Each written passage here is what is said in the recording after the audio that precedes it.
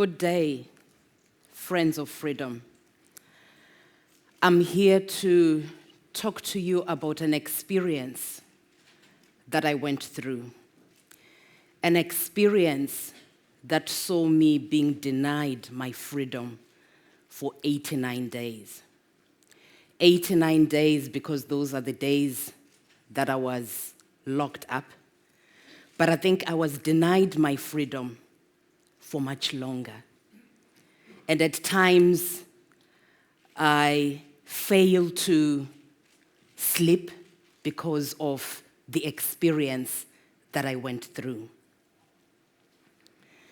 The experience that I went through demonstrated to me that those who suffer injustice and persecution do not grow on trees.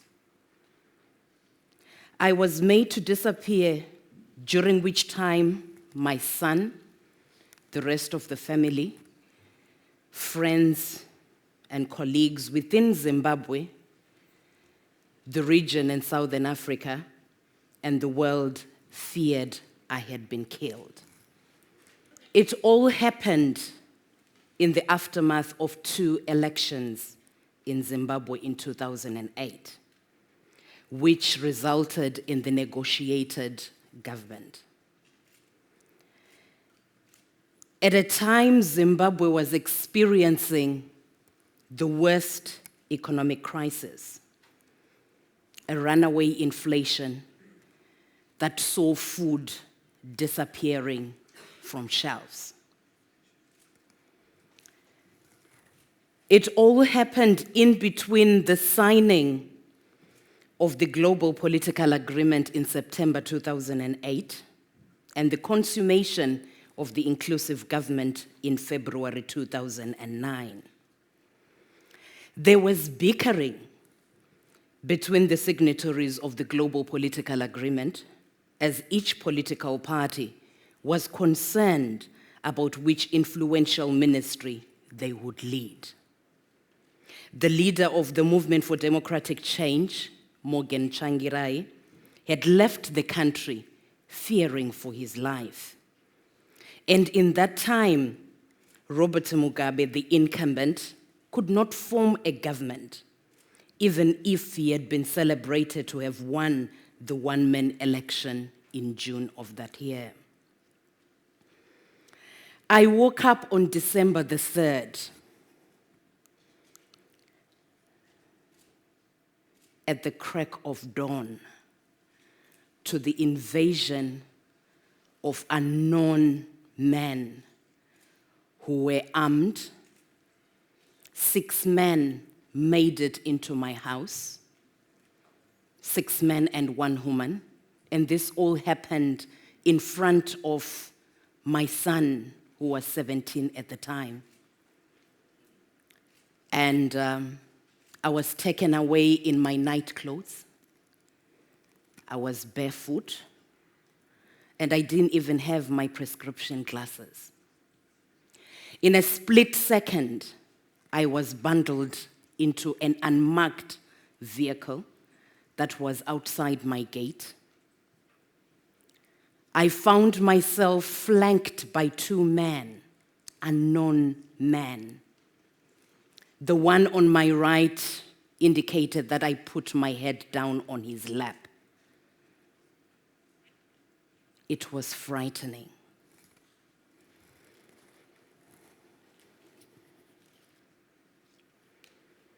A brother and his wife lived just a few houses away from mine. But like the rest of the family that lived 275 kilometers away from me, they were too late to save me, because when they heard about this, I had long gone. As the vehicle at high speed and very loud music traveled the still quiet roads, I struggled to establish the identity of my captors. Obviously, they were not the regular police, because if it had been the regular police, I would have been taken to a police station. I was made to sleep on somebody's lap because they wanted to disorient me, and also for me not to be seen by anyone.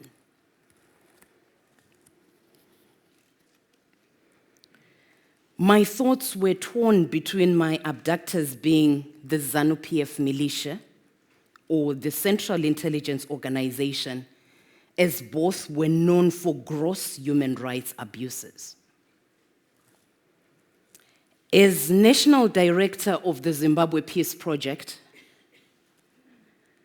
I had previously expressed concern at the disappearance of a group of opposition activists, not knowing that I would add to the statistics.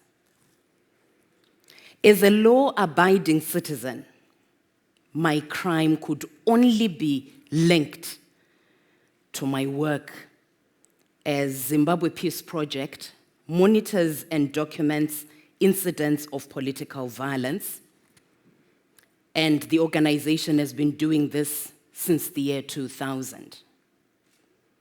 And in between the two elections in 2008, the Zimbabwe Peace Project had recorded thousands of politically motivated human rights abuses,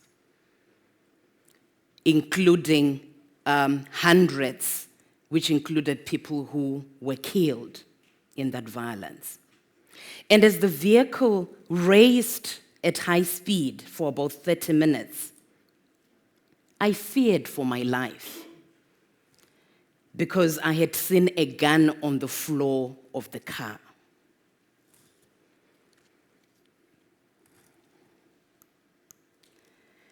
As the vehicle was about to get to what was unknowingly going to become my home for the next 21 days, I was blindfolded.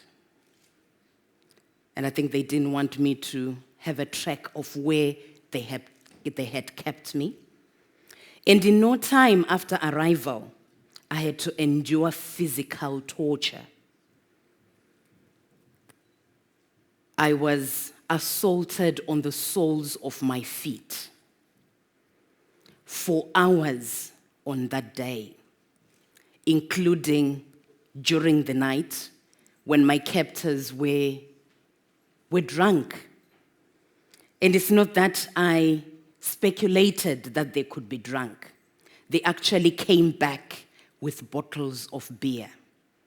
And they bragged that this was a very important assignment that they had been given, and this is why their boss had given them money to buy beer.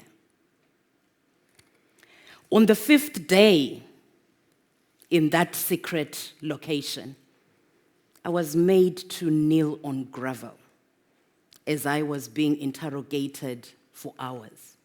Initially, I thought, well, it was a piece of cake. This is just gravel as compared to the truncheons that they used on my feet.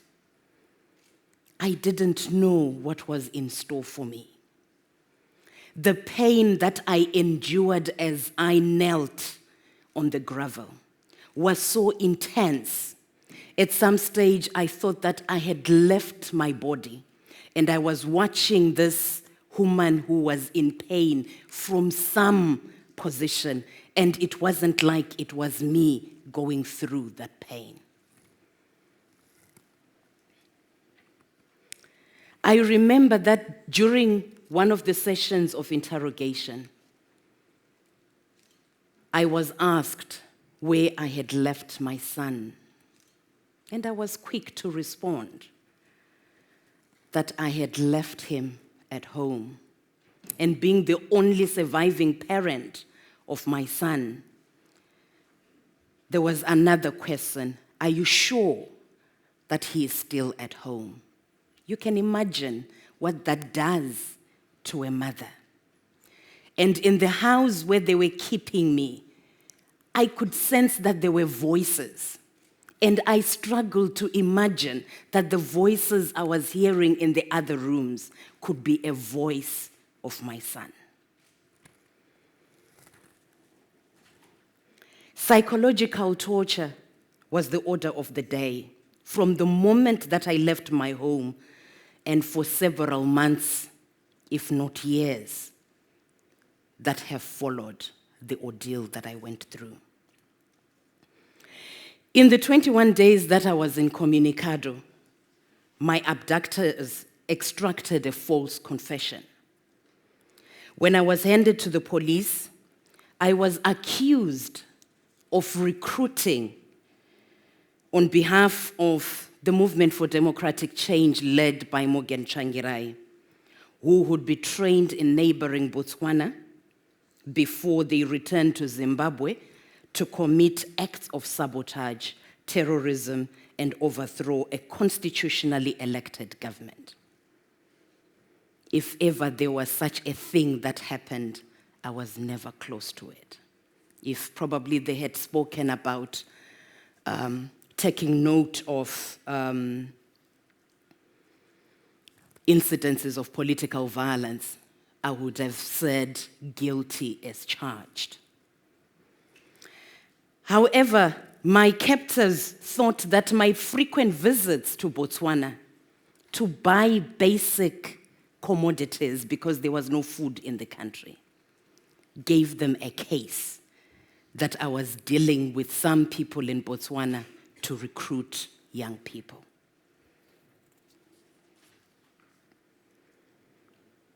When hours turned into days and days into weeks, my family left no stone unturned.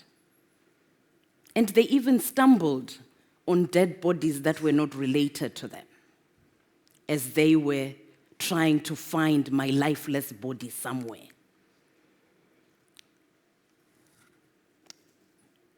They had to bear with speculation because they also got information from people. People were saying there is a body that has been dumped at the gate.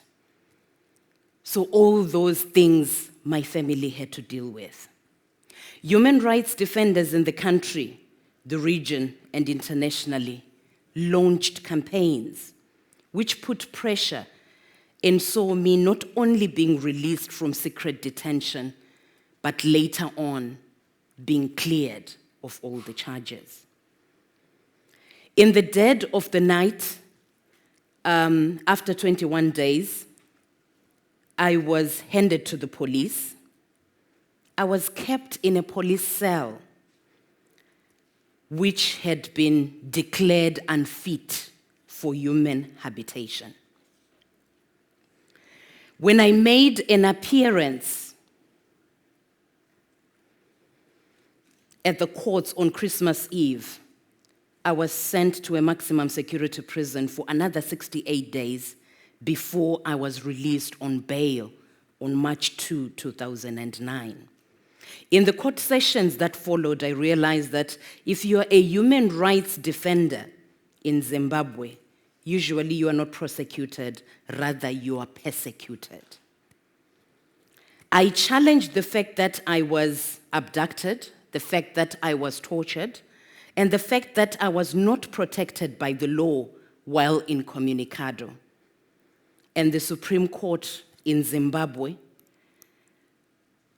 on the 28th of September 2009, ruled that my rights had been violated by the state through its agents, and they granted me a permanent stay of criminal prosecution. But as I conclude, I also want to bring to your attention that I have a close colleague and a fellow human rights activist who still has the same case hovering over his head. And he still has to report to the police every Friday. And I know how traumatic that is. He's not the only one. There's also a big number of Zimbabwean citizens who were also abducted at the same time as us, who also have the cases still hanging over their heads. And I hope that they will also be able to get their freedom at some stage. Thank you.